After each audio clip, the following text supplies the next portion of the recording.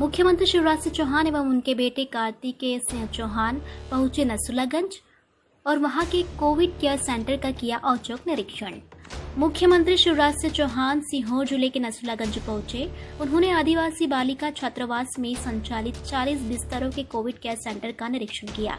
निरीक्षण के दौरान उन्होंने भर्ती मरीजों से चर्चा की। उन्होंने कहा कि घबराएं नहीं, मनोबल बनाए रखें। कोरोना संक्रमण से सभी जल्द ही स्वस्थ हो जाएंगे।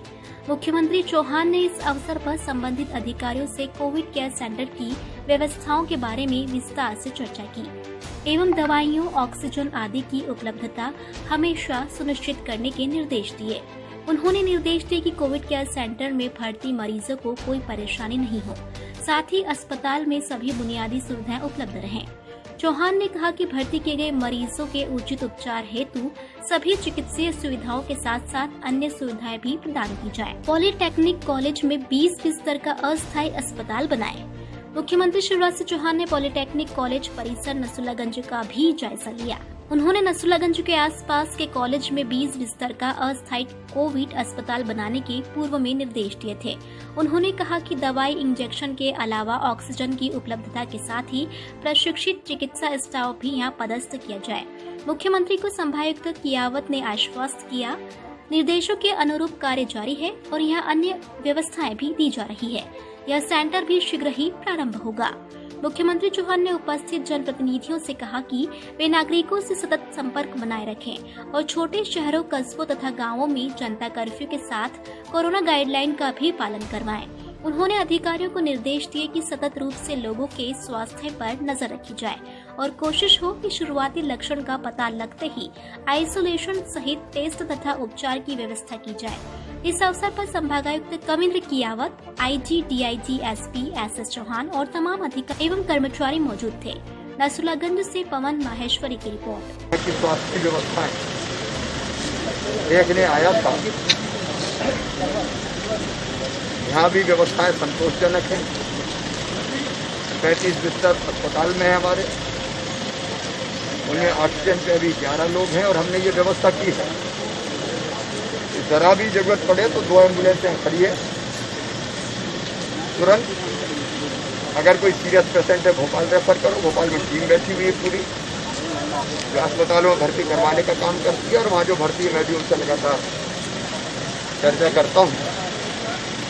यहाँ पे 20 बिस्तर बेड यहाँ है, 20 का एक और बन रहा है अलग स्टाइल का, हवा में भर के जो खड़ा किया है 3 दिन में वो भी काम करना शुरू कर देगा।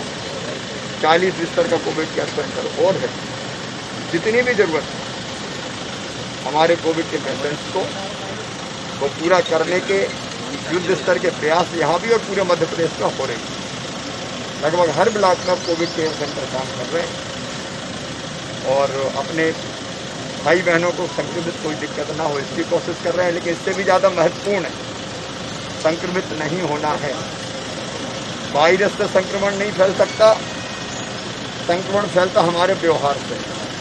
अगर समाज सचेत नहीं है, एक दूसरे से मिलेंगे, भीड़ में जाएंगे, मास्क नहीं लगाएंगे तो ये फैल जाएगा। अपनी जिंदगी की सुरक्षा हमें करनी है, इसलिए गांव-गांव में कोरोना कर्फ्यू लगाए, जनता खुद भी निकल रही है और मैं अपील करता हूँ कि ऐसी जरूरत क्यों आए कि हमको अस्पताल में जाना है। और इसलिए सब सावधानी रखें, यहाँ भी और पूरे प्रदेश में सारी व्यवस्था रहती हुई भी कोविड केयर सेंटर है। साहेबगंज में भी है, बस्तरा में भी है, यहाँ भी है, बुद्धि में भी है। सब जगह प्रयास कर रहे हैं कोई दिक्कत ना हो। लेकिन फिर मैं कहूँगा सावधानी में ही सुरक्षा है, हम फैलने नहीं देंगे, कोविड को गाँव में ही मारें।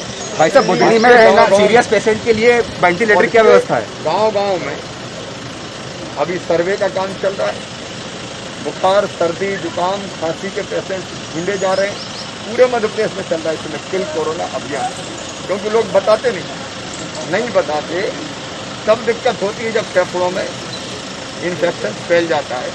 समय पे आ जाए, मैं यही प्रार्थना करता हूँ, बिल्कुल मत छुपाओ, सब बताओ, समय पे आ जाओ ताकि इलाज सुनिश्चित किया जा सके।